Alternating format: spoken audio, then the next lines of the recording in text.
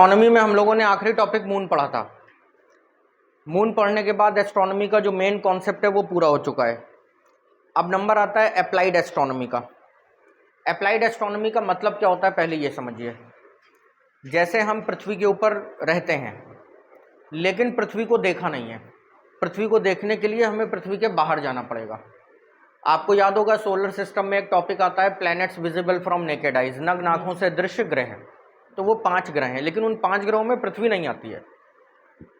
लेकिन जब भी कोई रॉकेट अंतरिक्ष में छोड़ा जाता है, इंटरनेशनल स्पेस स्टेशन भी है अंतरिक्ष में, सैटेलाइट्स लॉन्च किए जाते हैं, कई बार कोई मेटेरोइटिक फॉल हो रहा है वो भी देखना है, कहीं ना कहीं नोटिस करना है, चंद्र ग्रहण है, सूर्य ग्रहण है, इसको भी देखना है, नोटिस करना है। तो इसकी गणना कैसे करी जाएगी? इसकी गणना के लिए हमारे पास कोई ना कोई कैलकुलेशन होनी चाहिए। तो उस कैलकुलेशन को अप्लाइड एस्ट्रोनॉमी कहा जाता है। और अप्लाइड एस्ट्रोनॉमी की जो शुरुआत होती है वो शुरुआत होती है पृथ्वी के उस ढांचे से जिसको हम गणितीय गणना के माध्यम से समझ सकें। आगे बात समझ में? तो इसके अंतर्गत जो पहला टॉपिक हमारा आता है वो आता है real position of earth. Real position of earth को समझने के लिए आपको 2 डायग्राम्स को ध्यान से समझना पड़ेगा। पहला डायग्राम आपके सामने ये है और दूसरा डायग्राम आपके सामने ये है। सदियों से परंपरा रही है कि हम लोग पेपर पेन पे लिखते हैं, शिक्षा की पद्धतियां कभी नहीं बदली। तो जब भी हम कोई चीज़ पेपर पेन पे लिखते हैं तो वो 2D मॉडल होती है, वो 3D 4D या 10D नहीं हो सकती है। जो बच्चे कलाकारी करते हैं, ड्राइंग बनाते हैं, वो ड्राइंग भले ही 3D आजकल बना देते हैं, लेकिन जब लिखने पढ़ने की बात है तो 2D होता है। आप सबके पास मैप है, सबके पास एटलस है। एटलस पे भी जो मैप दिए गए हैं सब 2D हैं, वो मैप कहीं से भी 3D नहीं है।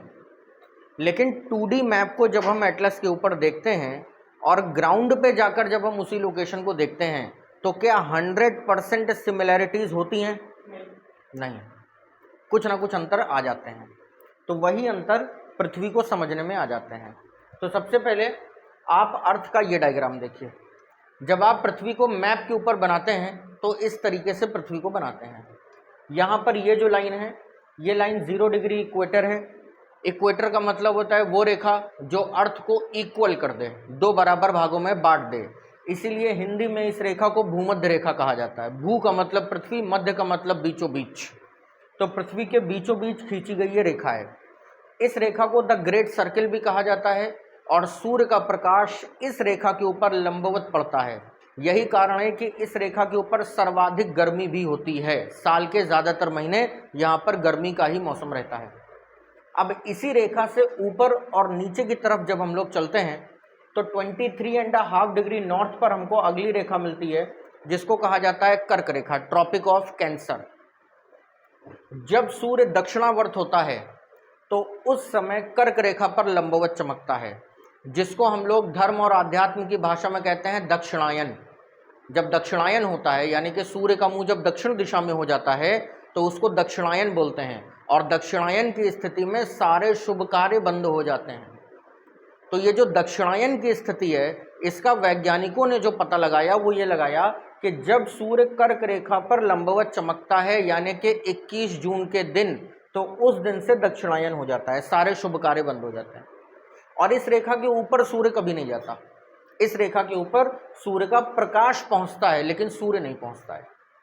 इसी तरीके से जब हम लोग नीचे आते हैं तो 0 डिग्री से नीचे की तरफ आएंगे तो 23.5 डिग्री साउथ मिलती है और इसको बोलते हैं ट्रॉपिक ऑफ कैप्रिकॉर्न। ये है मकर रेखा।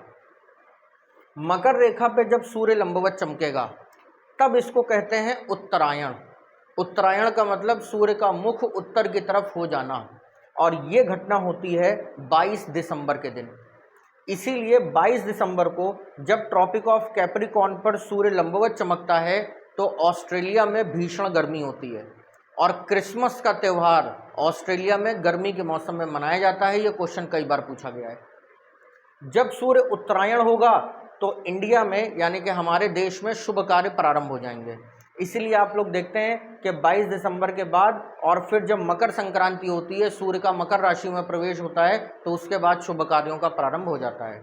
तो सूर्य की उत्तरायण और दक्षिणायन की स्थितियां आपको पता चल गई। इसी तरीके से भूमध्य रेखा पर सूर्य 2 बार साल में लंबवत चमकता है। वो दिन कौन कौन से होते हैं? पहला दिन होता है, दूसरा होता है 23 सितंबर। अब इस डायग्राम को अगर हम ध्यान से देखें तो ये डायग्राम 2D नजर आ रहा है, और प्रथम दृष्टया जब आप इसको देखते हैं तो आप पाते हैं कि पृथ्वी सीधी है। अगर पृथ्वी सीधी ना हो तो हम पढ़ाई कैसे कर पाएंगे, हम चीज़ों को अंडरस्टैंड कैसे कर पाएंगे? उदाहरण के तौर पर अभी आपने भूमध्य रेखा को समझ लिया, सूर्य साल में 2 बार लंबवत हो रहा है। आपने कर्क रेखा, मकर रेखा को समझ लिया, लेकिन ये डायग्राम 2D है तभी तो आप समझ पा रहे हैं, सनलाइट के इम्पैक्ट को तभी तो आप समझ पा रहे हैं। लेकिन क्या पृथ्वी अंतरिक्ष में भी ऐसी ही है? नहीं, अंतरिक्ष में ऐसी नहीं है। प्रत्येक वो पिंड जो अंतरिक्ष में स्थित है, ब्रह्मांड में स्थित है, उसको हम लोग आकाशीय पिंड या सेलेस्टियल बॉडी कहते हैं, सबको पता है। अगर हम लोग केवल अपने सौरमंडल की बात करें तो प्रत्येक ग्रह सूर्य की परिक्रमा कर रहा है, जिसको ऑर्बिट कहते हैं। प्रत्येक ग्रह का एक ऑर्बिट है, एक परिक्रमा करने का पथ है, उस पर वो परिक्रमा कर रहा है। सूर्य के गुरुत्वाकर्षण से वो ग्रह बंधा हुआ है। तो जब सूर्य का लगातार कोई ग्रह परिक्रमा करेगा अपने ऑर्बिट के ऊपर, तो क्या वो सीधा चल के परिक्रमा करेगा, या परिक्रमा करने के दौरान उसकी चाल कुछ तिरछी हो जाएगी? उदाहरण के तौर पर आप लोगों ने ओलंपिक्स में, नेशनल गेम्स में या एशियन गेम्स में कई बार एथलेटिक्स की प्रतियोगिताएं देखी होंगी। तो आपने देखा है कि जब भी कोई धावक अपने ट्रैक पर दौड़ता है तो वो सीधा नहीं दौड़ता है, जहाँ पर कहीं भी ट्रैक मुड़ता है तो वो धावक भी उसी के साथ मुड़ जाता है, और मुड़ने के दौरान वो अपनी वेलोसिटी को मेंटेन करता है। इसी तरीके से किसी मोड़ पर जब आप अपनी गाड़ी को मोड़ते हैं तो गाड़ी भी आपकी झुक जाती है। अगर गाड़ी को सीधा रख के मोड़ा जाएगा तो वो पलट जाएगी। अगर फिजिक्स की भाषा में बात करें तो इसको सेंट्रीफ्यूगल और सेंट्रीपिटल फोर्स के नाम से जाना जाता है। इन दो बलों के कारण प्रत्येक ग्रह में ये उतार चढ़ाव आता रहता है। तो कल्पना करिए कि अति परवलयाकार एलिप्टिकल है ऑर्बिट पृथ्वी का, सूर्य बीच में है, और एलिप्टिकल ऑर्बिट पर जब पृथ्वी घूमती है तो वो सीधी नहीं घूमती होगी। इसलिए सबसे पहले अपने दिमाग में यह चीज बिठा लीजिए कि अंतरिक्ष में कोई भी चीज स्थिर नहीं है, कोई भी चीज स्टेबल नहीं है, हर चीज मूव कर रही है। और कैसे मूव कर रही है? Anti clockwise. आप अपनी कल्पना के आधार पर जरूर यह तय कर सकते हैं कि पृथ्वी स्थिर है तो कैसी दिखेगी, लेकिन वो एक्चुअल में स्थिर नहीं है। लेकिन जब हम डायग्राम के ऊपर और मैप के ऊपर समझते हैं तो समझने के लिए बेस्ट डायग्राम ये होता है। अब आते हैं एक्चुअल अर्थ अंतरिक्ष में कैसे दिखती है, तो ये डायग्राम इसके लिए हो जाता है। बोर्ड के ऊपर 2D डायग्राम ही बनाया जा सकता है, लेकिन फिर भी लैटिट्यूड्स और लॉन्गिट्यूड्स की सहायता से हम लोग प्रयास करते हैं कि एक्चुअल डायग्राम अर्थ का बना दिया जाए। अब दोनों डायग्राम्स में आपको क्या अंतर नजर आ रहा है कि इसमें आप देख रहे हैं पृथ्वी झुकी हुई है, यहाँ पर इक्वेटर सीधी ना होकर के तिरछी है, कैंसर भी तिरछी है, कैप्रिकॉर्न भी तिरछी है, और 0 डिग्री लॉन्गिट्यूड भी तिरछी बनाई गई है, सिर्फ आपके समझने के लिए। तो इस डायग्राम को देख करके आपको क्या पता चला कि पृथ्वी अंतरिक्ष में स्थिर नहीं है, वो झुकी हुई है, सीधी नहीं है, झुकी हुई है। अब सवाल उठता है कितना झुकी हुई है? तो पृथ्वी झुकी हुई है 23.5 डिग्री दक्षिण पूर्व दिशा में, और इसको बोलते हैं एक्सियल टिल्ट। हिंदी में इसको कहा जाता है पृथ्वी का अक्षीय झुकाव। यह सवाल सीधे तौर पर भी पूछा जा सकता है, पूछा गया है कई बार। इससे रिलेटेड कई सारे एनालिटिकल क्वेश्चंस भी पूछे जाते हैं। एनालिटिकल क्वेश्चंस बहुत हैवी होते हैं, जो अभी मैं आपको डिस्कस कर दूंगा। लेकिन फिलहाल आप ये समझ लीजिए, अगर आपसे पूछा गया कि what is the axial tilt of the अर्थ, तो आपका आंसर होगा 23.5 डिग्री साउथ ईस्ट। पृथ्वी का अक्षीय झुकाव कितना है? 23.5 डिग्री दक्षिण पूर्व में है। आ गई बात समझ में? अब अगला सवाल ये उठता है कि पृथ्वी का अक्षीय झुकाव हमने यहाँ व्हाइट बोर्ड पे तो समझ लिया, एक्चुअल में कैसा है? तो अभी हमारे पास ग्लोब नहीं है, जल्दी आ जाएगा। मान लीजिए ये पृथ्वी है, तो अंतरिक्ष में ये ऐसी नहीं है। ये साउथ ईस्ट डायरेक्शन में झुकी हुई है तो ये ऐसे झुकी हुई है, तो ये इस तरीके से झुक करके और सूर्य का परिक्रमा करती है। इसको समझने के लिए अगर हम लोग क्लास सेकंड या थर्ड में जाएं तो पहली बार वहां पे ग्लोब की डेफिनेशन आती है, और वहां पे आपने ग्लोब की डेफिनेशन पढ़ी थी कि globe is the real model of the earth. पृथ्वी अंतरिक्ष में कैसी दिखती है, अगर ये चीज आपको देखनी है तो आपको ग्लोब देखना चाहिए। तो जब भी आप ग्लोब देखते हैं तो आप पाते हैं कि ग्लोब सीधा ना होकर के झुका हुआ है। ग्लोब की जो अर्थ है वो ऐसे होती है, बीच में एक रॉड लगी होती है और पीछे एक स्टैंड लगा होता है उसको संभालने के लिए, तो ऐसा है। तो ग्लोब का मतलब क्या हो गया, एक्चुअल पोजीशन ऑफ द अर्थ। इसीलिए ग्लोब की स्टडी बहुत इंपॉर्टेंट हो जाती है। जब तक आप ग्लोब की स्टडी नहीं करेंगे, एटलस की स्टडी नहीं करेंगे, ज्योग्राफी आपके पकड़ में नहीं आएगी। अच्छे से बात समझ में आ गई। अब एक प्रश्न यहाँ पे उठता है, पृथ्वी की इन दोनों स्थितियों का हमसे क्या लेना देना है। पहला लेना देना तो ये है कि एग्जाम पास करना है तो पता होना चाहिए, लेकिन दूसरा प्रश्न ये है कि हमारे जीवन में इन दोनों स्थितियों का हमें क्या लेना देना है। तो लेना देना ये है कि अगर हम यहां पे सन बना दें और अगर हम लोग केवल इस डायग्राम को देखें और पृथ्वी को सीधा मान लें तो आप पाएंगे कि पूरी पृथ्वी पर सूर्य का प्रकाश एक समान रूप से पड़ रहा है। दिख रहा है इस डायग्राम पे। और जब सूर्य का प्रकाश एक समान रूप से पड़ रहा है तो दिन और रात पूरी पृथ्वी पर बराबर होंगे, क्योंकि आप लोग अच्छी तरीके से जानते हैं कि सूर्य का प्रकाश केवल आधे ग्रह तक ही पड़ता है, आधे पे अंधेरा होता है। तो अगर ये वाला हिस्सा पृथ्वी का सन फेसिंग है, ये वाला हिस्सा डार्क फेसिंग है, तो आप देख रहे हैं कि करेक्ट आधी दुनिया में दिन और करेक्ट आधी दुनिया में रात है। आ रही बात समझ में। तो क्या पूरी दुनिया में एक ही समय में 12 घंटे का दिन और 12 घंटे की रात हो सकती है? नहीं हो सकती है। अब देखते हैं एक्चुअल में क्या हो रहा है। अब एक्चुअल में अगर हम यहां पर इस तरीके से सन को ड्रॉ करें तो आप देखेंगे कि जो सनलाइट है वो असमान रूप से पृथ्वी पर पड़ रही है, एक जैसे नहीं पड़ रही है, और इसी बीच पृथ्वी घूम भी रही है। तो डेट्स के अकॉर्डिंग सनलाइट अलग अलग हिस्सों पर अलग अलग तरीकों से पड़ रही है। आगे बात समझ में। तो अगर आपसे कभी ऐसा प्रश्न पूछ लिया जाए कि पृथ्वी यदि सीधी हो जाए तो इसका पहला प्रभाव क्या पड़ेगा, तो पहला प्रभाव पड़ेगा पूरी दुनिया में दिन और रात एक समान हो जाएंगे। अब यहीं से दूसरा क्वेश्चन भी निकलता है, अगर पूरी दुनिया में दिन और रात एक समान हो जाएंगे तो पूरी दुनिया में मौसम भी तो एक समान हो जाएगा, ऋतु परिवर्तन नहीं होगा। और यदि ऋतु परिवर्तन नहीं होगा तो अलग अलग प्रकार की फसलें, फूड क्रॉप्स भी नहीं उगाई जा सकेंगी और पृथ्वी पर जीवन संभव नहीं हो पाएगा। और अगर जीवन संभव हुआ भी तो हम लोग आदम हवा के ज़माने में रहेंगे, आज के जैसे मॉडर्न नहीं हो पाएंगे, इतनी ज़्यादा पॉपुलेशन नहीं बढ़ पाएगी क्योंकि इतना प्रोडक्शन ही नहीं होगा।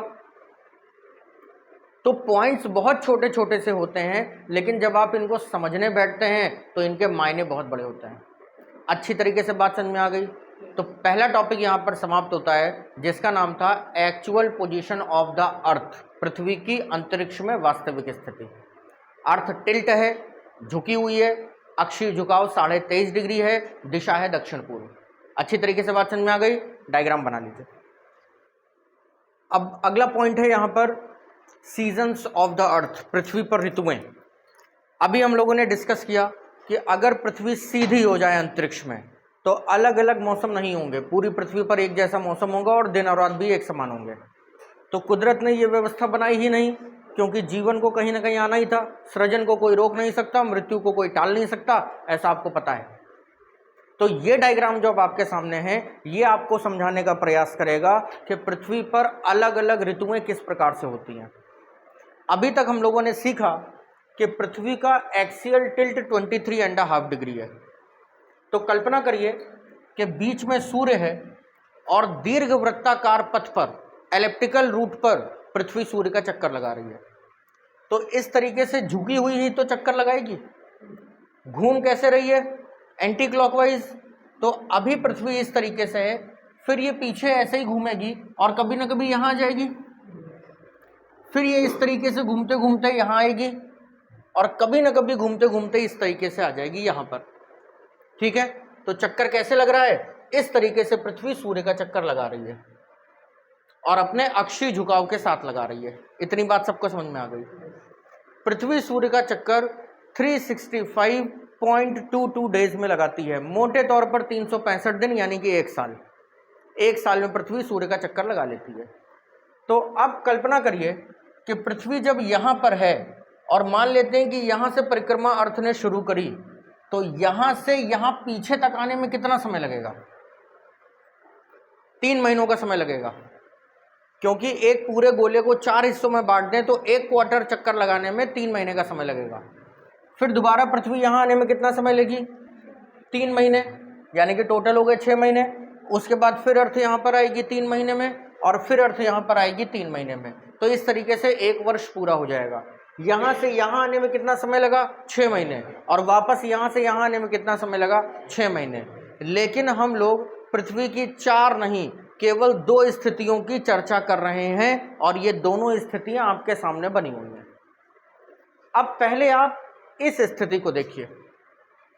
जब पृथ्वी पर ये वाली स्थिति होगी, और ये वाली स्थिति है दिसंबर की स्थिति, यहां पर मैं लिख भी दे रहा हूं, दिसंबर के महीने में पृथ्वी की कंडीशन कुछ ऐसी होती है। और अगर डेट भी डाल दी जाए तो ये डेट है 22 दिसंबर की डेट। आप देख सकते हैं कि 22 दिसंबर के दिन सूर्य मकर रेखा पर लंबवत पड़ रहा है। 90 डिग्री के एंगल पर सनलाइट कैप्रिकॉर्न पर आ रही है, दिख रहा है सबको। और जब सूर्य मकर रेखा पर लंबवत पड़ रहा है तो एट द सेम टाइम आप देख रहे हैं कि पूरे दक्षिणी गोलार्ध में सूर्य का प्रकाश पर्याप्त मात्रा में है। इसीलिए दिसंबर के महीने में दक्षिणी गोलार्ध में गर्मी का मौसम होगा। आगे बात समझ में। एट द सेम टाइम दक्षिणी ध्रुव पर, साउथ पोल पर आप देख रहे हैं दिन है, क्योंकि सूर्य का प्रकाश सीधे साउथ पोल पर आ रहा है। लेकिन अब अगर हम लोग नॉर्दर्न हेमिस्फीयर पर आए, उत्तरी गोलार्ध पर आए, तो आप देख रहे हैं कि सूर्य का प्रकाश उत्तरी गोलार्ध पर उतना अच्छी तरीके से नहीं पहुंच पा रहा है। इसलिए उत्तरी गोलार्ध पर इस समय सर्दी का मौसम होता है। At the same time North Pole पर रात होगी। क्यों? क्योंकि नॉर्थ पोल पर सनलाइट जा ही नहीं रही है। अच्छे से बात समझ में आ गई कि नहीं आ गई? अगर आपसे कभी पूछ लिया जाए 22 दिसंबर की घटना का वर्णन कीजिए, discuss the incident on 22 of December, लिख लेंगे? पूरी बातें लिखनी है, पहले डायग्राम बनाना है। डायग्राम बनाने के बाद इसको एक्सप्लेन करना है कि 22 दिसंबर को कैप्रिकॉर्न पर सन वर्टिकल है, जिसके चलते साउदर्न हेमिस्फीयर पर गर्मी का मौसम है और साउथ पोल पर है दिन। Eight the same time northern hemisphere पर सर्दी का मौसम है और नॉर्थ पोल पर है रात। क्लियर? अब पृथ्वी ने यहां से घूमना शुरू किया। दिसंबर का महीना है, घूमते घूमते घूमते घूमते ये यहां पहुंची। तो यहां पर पृथ्वी पहुंचती है मार्च के महीने में, और जब डेट आती है 21 मार्च, तो सूर्य भूमध्य रेखा पर लंबवत हो जाता है। लेकिन वो घटना अभी यहां पे आपको दिखेगी नहीं। और फिर अर्थ यहां से जब घूमेगी तो घूमते घूमते फिर से टेढ़ी होगी और होते होते यहां पर आ जाएगी जून के महीने में। मैंने कहा ना 3 महीने, एक क्वार्टर, तो यह है दिसंबर, जनवरी, फरवरी, मार्च। क्लियर? अप्रैल, मई, जून। अब पृथ्वी आ गई यहां जून के महीने में, और जून के महीने में डेट भी है 21 जून। ठीक, 21 जून के दिन सूर्य कर्क रेखा पर लंबवत है, और जब सूर्य ट्रॉपिक ऑफ कैंसर पर लंबवत होगा तो जाहिर है कि पूरे उत्तरी गोलार्ध में लेटेंट हीट पर्याप्त मात्रा में आएगी और उत्तरी गोलार्ध यानी कि नॉर्दर्न हेमिस्फीयर में गर्मी का मौसम होगा। At the same time North Pole पर होगा दिन। इस समय यहां पर है दिन। क्यों दिन? क्योंकि आप देख रहे हैं कि पोल सूर्य की तरफ चला गया। ठीक इसी समय आप देख रहे हैं कि दक्षिणी गोलार्ध पर सूर्य का प्रकाश पर्याप्त मात्रा में नहीं पहुंच रहा है, इसलिए दक्षिणी ध्रुव पर होगी रात और दक्षिणी गोलार्ध में होगा सर्दी का मौसम। अच्छे से बात समझ में आ गई। अब यहां से अर्थ जब घूमना शुरू करेगी तो सीधी होती हुई फिर यहां पर आएगी, और यहां पर था जून, जुलाई, अगस्त और सितंबर। 23 सितंबर के दिन फिर से सन वर्टिकल हो जाएगा इक्वेटर के। इसके बाद वापस से अक्टूबर, नवंबर और दिसंबर। तो इस तरीके से सूर्य का जो साइकिल है वो चलता रहेगा। यहां पे हो गई रात और यहां पर हो गया दिन। यहां पर है समर्स और इस समय यहां पर है समर्स। अच्छे से बात समझ में आ रही कि नहीं आ रही है? जब इंडिया में सर्दी होती है तो इंडिया नॉर्दर्न हेमिस्फीयर में है, उत्तरी गोलार्ध में है। जब भारत में सर्दी का मौसम होता है तो आप देखते हैं कि समाचारों में आता है कि अमेरिका में बर्फ की आंधियां चल रही हैं, कनाडा में पूरे के पूरे शहर जम गए हैं, अमेरिका में भी जो नॉर्दर्न स्टेट्स हैं वहां पर तो इतनी ज्यादा सर्दी पड़ती है कि टेम्परेचर -20 तक चला जाता है। पूरा चीन सर्दी से परेशान हो जाता है, क्योंकि ये सारे जो देश हैं ये हाई लैटिट्यूड्स पर हैं। इंडिया एकदम बीच में है, सेंटर में है, तो हम बहुत ज्यादा सर्दी तो नहीं झेलते, लेकिन वो दृश्य हमको नजर आ जाते हैं कि उन देशों में कैसा हो रहा होगा। एट द सेम टाइम आप देखते हैं ऑस्ट्रेलिया में लोग गर्मी की छुट्टियां मनाने जा रहे हैं, क्रिसमस मनाने लोग ऑस्ट्रेलिया जा रहे हैं। इसी तरीके से साउथ अमेरिका में लोग छुट्टियां मना रहे हैं, अर्जेंटीना में, चिली में लोग छुट्टियां मना रहे हैं। चिली में चिल कर रहे हैं सर्दी के मौसम में, क्यों? क्योंकि वहां पे गर्मी हो रही है। अच्छी तरीके से बात समझ में आई कि नहीं आई? तो अगर ये डायग्राम आपको क्लियर हो जाता है तो कौन कौन से पॉइंट्स आपको क्लियर हो रहे हैं? सबसे पहला पॉइंट, ध्रुवों पर दिन और रात कैसे होते हैं। पहला पॉइंट क्लियर हो गया। दूसरा पॉइंट, ध्रुवों पर 6 महीने का दिन और 6 महीने की रात क्यों होती है, क्लियर हो गया। तीसरा पॉइंट, गोलार्ध किसे कहते हैं? गोलार्ध का मतलब आधा गोला, तो भूमध्य रेखा के ऊपर है उत्तरी गोलार्ध और भूमध्य रेखा के नीचे है दक्षिणी गोलार्ध। चौथा पॉइंट, ऋतु परिवर्तन कैसे होता है? ऋतु परिवर्तन नहीं होता, पृथ्वी अपनी स्थिति में परिवर्तन करती है, जिसके चलते ऋतु परिवर्तन होता है। इस पूरे प्रोजेक्ट में एक मोटी बात आपको यह समझ में आ जानी चाहिए कि पृथ्वी और सूर्य का रिश्ता बेहद खास है। अगर इन दोनों में कॉम्बिनेशन ना हो, अगर इन दोनों में रिलेशंस ना हो, तो क्या पृथ्वी पर जीवन संभव हो सकेगा? नहीं। आज हम लोग ये सारी गणना साइंटिफिकली करते हैं। सैटेलाइट्स हैं, ड्रोन कैमराज हैं, तस्वीरें हैं, हाई डेफिनेशन के कैमरा हैं, लेकिन आपको जान के हैरानी होनी चाहिए कि प्राचीन काल में भी ये सारी गणनाएं होती थीं। आर्यभट्ट पुस्तक लिखते हैं, आर्यभट्टम। वराहमिहिर भारत के पहले एस्ट्रोनॉमर माने जाते हैं जिन्होंने प्लैनेटरी पोजीशंस का पता लगाया था। आज हम लोग कैंसर और कैप्रिकॉर्न कह जरूर रहे हैं, लेकिन आपको जान के हैरानी होगी कि उत्तरायण और दक्षिणायण का कॉन्सेप्ट तो हमारे पंचांगों में भी मिलता है, और आज भी जो सनातन माइथोलॉजी है वो इसी पे चलती है। लेकिन इसका यह मतलब नहीं है कि हम बहुत महान थे और आज हमारी महानता कहीं पर खो गई है, इसका यह मतलब बिल्कुल नहीं है।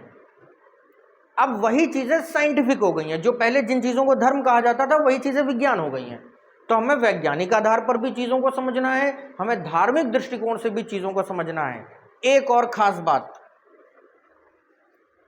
ये जो लाइन है इसको हम लोग कैंसर कह रहे हैं, कर्क रेखा। ये नीचे वाली लाइन जो है इसको हम लोग मकर कह रहे हैं, कैप्रिकॉर्न। दोनों ही 23.5 डिग्री पर हैं, एक उत्तर में है एक दक्षिण में है ना, एक उत्तर में एक दक्षिण में, ठीक ऑपोजिट है कि नहीं है। अब आप जरा नक्षत्रों वाला वीडियो उठा के देखिएगा जिसमें मैंने आपको नक्षत्रों के बारे में बताया है, तो वहां पे भी आप देखेंगे कि जो ज़ोडियाक बेल्ट बनाई गई है एस्ट्रोलॉजी में, उसमें भी कर्क राशि और मकर राशि एक दूसरे का ऑपोजिट है। जहां पे 4 लिखा होगा उसके ठीक ऑपोजिट 10 लिखा होगा। 4 का मतलब कैंसर, 10 का मतलब कैप्रिकॉर्न। जहां पे 10 लिखा होगा उसके ठीक ऑपोजिट 4 लिखा होगा। और आप सभी के जन्म कुंडलियों में, आप सभी की कुंडली में भी यही कॉन्सेप्ट होगा। कई सारे लोग ऐसे भी हैं जो एस्ट्रोलॉजी को मिथ मानते हैं, बकवास मानते हैं, इसके पीछे कोई साइंस नहीं है, ऐसा मानते हैं। तो वो लोग अज्ञानी हैं, उनको इस बात की समझ नहीं है। अभी हाल ही में मैंने प्रोफेसर एच.सी. वर्मा का एक इंटरव्यू देखा, उन्होंने बड़ी अच्छी बात कही। प्रोफेसर एच.सी. वर्मा कहते हैं कि आईआईटी पास करना है तो उनकी फिजिक्स की किताब पढ़नी पड़ेगी। कानपुर आईआईटी में प्रोफेसर हैं और पद्मश्री से सम्मानित हैं। उनसे एस्ट्रोलॉजी को लेकर एक सवाल पूछा गया तो उन्होंने बड़ा अच्छा जवाब दिया। उन्होंने कहा कि जो मैग्नेटिक फोर्स है, जो प्लैनेट्स के थ्रू जो फिजिक्स में जो मैग्नेटिज्म पढ़ते हैं, वो नहीं मानता है एस्ट्रोलॉजी को। फिजिक्स नहीं मानती एस्ट्रोलॉजी को। लेकिन किसी भी चीज को ना मानने का मतलब यह नहीं कि वो चीज नहीं है। बड़े खूबसूरत शब्दों में वो कहते हैं कि हो सकता है एस्ट्रोलॉजी जहां से शुरू होती हो हम वहां तक पहुंच ही नहीं पाए। उन्होंने ये चीज कही। एक बड़े स्केल पर इस पर रिसर्च होनी चाहिए। सोलर रेडिएशन होता है ना, तो लूनर रेडिएशन भी होता होगा, तो मार्स रेडिएशन भी होता होगा। इस पर रिसर्च की जरूरत है।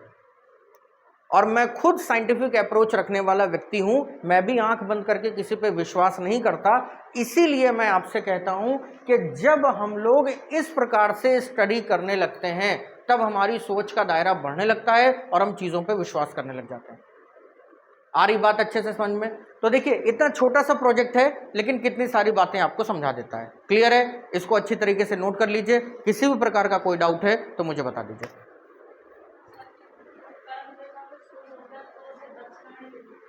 जब कर्क रेखा पे, जैसे मान लीजिए इधर देखो, एक लाइन ये है, एक लाइन ये है, ये कर्क रेखा है, ये मकर रेखा है, ठीक है।